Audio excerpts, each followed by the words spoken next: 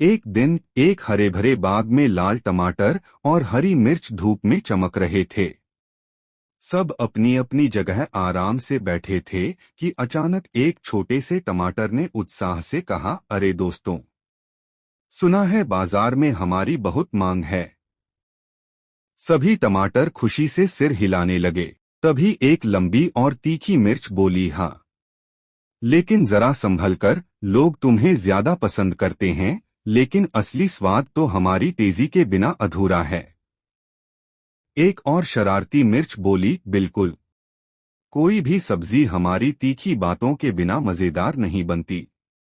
यह सुनकर एक गोलमटोल टमाटर बोला, हाँ हाँ, तुम लोग स्वाद जरूर लाते हो, लेकिन असली रंग और रस तो हमसे ही आता है। बिना टमाटर के खाना फीका लगेगा।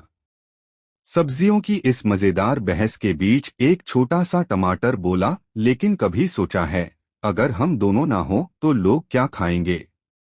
यह सुनकर सब टमाटर और मिर्चें कुछ पल के लिए चुप हो गए। फिर एक समझदार मिर्च ने कहा, बिल्कुल सही कहा, हम दोनों एक दूसरे के बिना अधूरे हैं, कोई भी चीज अकेले पूरी नहीं होती। यह सुनते ही सबने मिलकर जोर का ठहाका लगाया और खुशी से सूरज की रोशनी में चमकने लगे, इस एहसास के साथ कि वे सभी एक दूसरे के लिए कितने जरूरी हैं।